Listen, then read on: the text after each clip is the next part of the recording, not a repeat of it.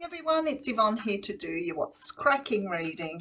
We're going to use the Tarot of the Divine, which looks like that, for your reading today. Obviously, I always start with a big thank you for your support, your love, and your kind words. I still read everything every day. I have never grown like tired of that. What I love the most is I get the occasional, very, very occasional rude comment, and I just ignore. So what can you do? What can you say? There are still people out there who like to sort of tear people down, and I guess we're never going to stop that. So I just move through it. Okay, what's cracking for the collective? I'm feeling like, I'm starting to organise the fairs for the year, so I try and get some dates up on Facebook. If you haven't joined me up on Facebook, I would suggest, if you want to know where I'm going to be, that you keep your eye out for the dates. I'll get all of them up shortly. Hopefully today. Things seem a bit hectic at the moment, so what else can I say? I think that's it. All right, let's keep going here. Okay, so we're starting off the reading with the Fool card. That's a really good place to start the reading because it's the beginning of the tarot journey. When the Fool card comes around, it says that you're about to leap into something new. It can be just a new cycle where perhaps you're approaching things in a very different way this time around. Sometimes we can have learned our lessons in the last cycles, so we know that moving into this new cycle that we have new knowledge, maybe a better understanding of ourselves, and we've gone through a lot of personal growth. So the Fool card, brand new beginning coming through here, and more than likely some changes you've made before moving into a new cycle. You're ready for new lessons. All right, so we have the King of Wands coming through here. So it's very possible here that you could be building a relationship with a new person. It could be that you're about to meet somebody new here, possibly Leo, Sag, or Aries. The thing is with the King of Wands, for me, it's the energy of somebody who's quite possibly a leader, could be a manager, certainly somebody who has what I see as a good influence on people, so maybe natural leadership skills.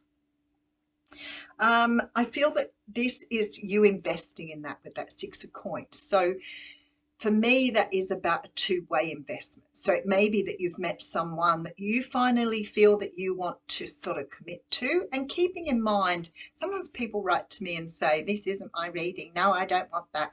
If it's not your reading, you just move on. You can use your intuition to decide whether it's right for you or not. If it doesn't feel right and you haven't met anybody, maybe I'm seeing in the future a little bit. So don't be so quick to dismiss what could be possible for you. So remember that the King is not necessarily a male. It can be a female or a male, but it certainly sort of leans to the more masculine energies of the fire signs. So we're looking at someone who's more than likely very attracted to you and very attractive to you, somebody that you sort of feel that you can build with here with this Six of Pentacles. Let's see what else we have here. So we have the Two of Swords. There seems to, oh no, the Five of Swords. All right, let me just see what's coming next. Nine of Wands and Temperance. You know, it's really funny because I was talking about something to this effect yesterday. Sometimes when we're going into a new relationship, as much as we try really, really hard to leave our baggage behind, it's very difficult for us with that more entrenched baggage that we might have thought we've healed, but actually won't surface until we start working with someone. And I feel this is really essential because sometimes we do all the healing, but actually we need to put things into practice, and sometimes we don't do that. And I feel that what this is saying to me is there's an opportunity for you to move forward with somebody here. And I feel that you're ready to have a new relationship. You may be ready to start something new up with somebody, but I feel that you're still going to be wrestling with some of the things from your past that won't come to the surface until you get into the relationship. Now, I always say to people, people say, I don't know if I can trust people. I say to people, you're not meant to trust people. What you're meant to do is trust your own ability to cope with things if they don't go in your direction. So if you're worried about having a relationship because you don't feel you can trust the person, then work on your own trust to understand if things didn't work out, how well you could manage a separation or moving on. The other thing to keep in mind too is if you meet the right person, if you meet somebody who really wants to invest in you, then you can share those fears, knowing that nobody's going to make a judgment on you, but also understanding that that person will more than likely be happy to work with you on that. That is the clincher here. So if you say to somebody, look, you know, I really want to be in a relationship with you, but I do have some issues around my own insecurities. I would say that a good partner would say to you, well, what are your fears here and how can we, I don't know, alleviate them? Certainly a partner who didn't give you credit for speaking up and saying something would not be the sort of person you would trust yourself with. So I feel like here there's almost this energy of meeting someone who is ready to invest in you, who will work with you on those things, who will ask you, what do you need from me? What do you need me to do for you? So for example, and I use my own experience in this, I went out with a guy many years ago who was getting a lot of messages on his phone, and for some unknown reason I always got this feeling that wasn't quite right. To me, if you don't trust someone, then you've got to work yourself through that. So I sort of said to him, you know, is there something else going on here, or you know, is there anything? And he said no, but he was very secretive. The more I sort of got into it, the more secretive he became of his phone. So I said to him one day, if you want to have a relationship with me, how do you feel about showing me your phone? And he said no. Now, I really didn't need to look at the phone. That wasn't my intention. My intention was to find out whether he was being secretive or not. He said it's his business and none of mine. And I went, fine, see you later. I feel that it wasn't so much about me seeing what he was doing. It was about me seeing whether he was prepared to trust, to build the trust between us. As it turned out, I think he was cheating with a lot of different people. And funnily enough, a psychic I'd gone to at that time said to me, I see 3 other women. And I think it was the day after the relationship, a friend of mine caught him somewhere with somebody. So, you know, I feel that this is really important when you're in a relationship to have that level of trust that somebody will give you that opportunity. Because I certainly know now that, you know, my current partner, for example, he would give me his phone. He wouldn't have a care in the world. I don't need to look because I know I can trust that. Just a sort of example. And this is what I'm feeling here. It's like you're moving into something with somebody where perhaps there is a little bit of doubt here as to whether you feel that you can be in a relationship with somebody and fully trust. And that needs to build. You don't get that straight off.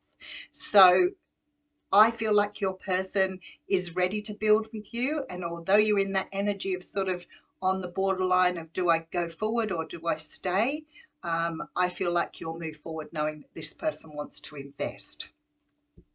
Look at this. So we have the Emperor coming through. Your person is confident. They are 100% sure of who they are. They don't have any fears in this relationship at all. So you're building with somebody here who is very experienced, very upfront, honest, and a really good person who knows their own power. All right, so we have the 2 of Wands coming through with the Queen of Cups. Oh boy. And the 7 of Pentacles. This person wants to build with you for a future. They're not really, this is somebody who wants to move forward with you. They're not really worried because they totally and utterly love you. So this is somebody that wants to build with you, who has a level of love for you and a level of respect for you. They are very, very comfortable with who they are. I like it. I like the energy that's coming through. I think that when we meet someone who's very confident with themselves, they don't have to be, you know, the model of perfection, but somebody who's very comfortable with themselves. It's so affirming for many people. So I feel like whoever this person is, you're going to definitely feel like you want to move forward. All right, we have Aries energy, we have Pisces and Cancer energy, and we have quite possibly somebody from the past or somebody that we have a connection with already. Now, if this is nobody from the past or you don't know this person yet, this Six of Cups tells me that you've got a very strong natural bond. So, you know, things could have moved quite quickly. I always say to people, slow things down so you can get to know the person first. Don't ever move into things so quickly, because some people have the ability to speed up those first stages of love and get you falling in love with them really quickly. It's a very clever skill, and it's mostly with people who are more insecure rather than happy with who they are. So there is an energy here that you are going to trust the unknown with the Moon card here. But I feel like here, regardless, there is definitely love being offered. The Ace of Cups comes up very heavily in this reading. I feel like your person sort of really loves who you are, and I feel that that is the difference for you. Perhaps you've never really felt that people wanted to know who you were. This person does. This person has taken the time out to know who you are. The Five of Wands sort of gives rise to that feeling again, but look at this energy. How beautiful is that? So all your doubts and fears you're putting aside here, knowing that you've picked or that you're with the right person and a brand new beginning is about to start. So I have the Ace of Wands with the Ace of Cups here, which is a really good indication of a new beginning, plus that taking a leap of faith here. So beautiful energy. The Victory card with the Ace of Cups, what else can I say? It's a very straightforward reading. If you haven't met this person yet, sometimes people say, what about timing? And it's really hard because you're reading for a general collective. So very often the readings I do, even in a personal reading, may take some time to unfold unless I can clearly see a time frame. Sometimes the time frames look like they might be 3 to 6 months. Sometimes they look that they're within the next 7 to 10 days or 8 days. But I've never always been spot on either. You know, sometimes I've said to people, looks like about, you know, a week to 10 days and it's happened the next day. So I feel like you have to understand it's very much relying on your energy and how much you trust what you're bringing in, what you're manifesting. But you definitely are manifesting here with this Seven of Coins. But I feel like this person is manifesting you as well. So this is something that both of you are creating together. So let's have a little look at where we're going. So we have this beautiful leap of faith with possibly a Leo, Sag, Aries. I do have Aries energy, Pisces and Cancer energy in this reading as well. I feel like here with this Six of Pentacles that both of you want to build something really beautiful. So you're both very invested in this particular situation. But to me, you feel like you're on the fence. I have to say, especially with that Nine of Wands. The Temperance card sort of talks about learning to bring a balance in. And it's really funny because something was said on something I was watching either yesterday or the day before. And somebody said about nature being a matter of balance. And I guess you don't really think about it that way. I'm always saying to people, it's really important that you bring balance in. You have good balance of mind, body and soul. That means even if you're really spiritual, you still have one foot in the human world. It means really human, then you need to have an open mind. And you need to be, to a certain degree, healthy. Whatever that means for you, however you look after yourself and your body. But if you look at nature, everything is about balance. Everything. Day, night, wet, dry, everything. So whatever happens here, I feel like this is what you're striving for. But I really feel that whoever this person is coming in for you, whether they are somebody you already know or somebody new, I feel like this person wants to really build with you. All right. Undressing of a salad. I said to somebody the other day, you know, I know there's 50 cards in this deck, but it feels to me like there's about 500 because I pick cards out every now and again. And I think, hang on a moment, why is this? Oh my goodness, the card is about balance. I love it. This is about avoiding extremes, achieving the impossible, but being impossible. Wow. Things are in motion and the outcome is impossible to predict. A cool head is required to deal with this, as is readiness to jump into whatever direction seems appropriate. Exercise cool judgment while staying ready for the unpredictable. Sudden changes of fortune may appear good or bad, but they are in flux and can be rechanneled if necessary. Good and bad. Develop poise, stay calm. You can come out a winner because we had the victory card there here, but it's likely to take concentrated effort. Use power with discretion.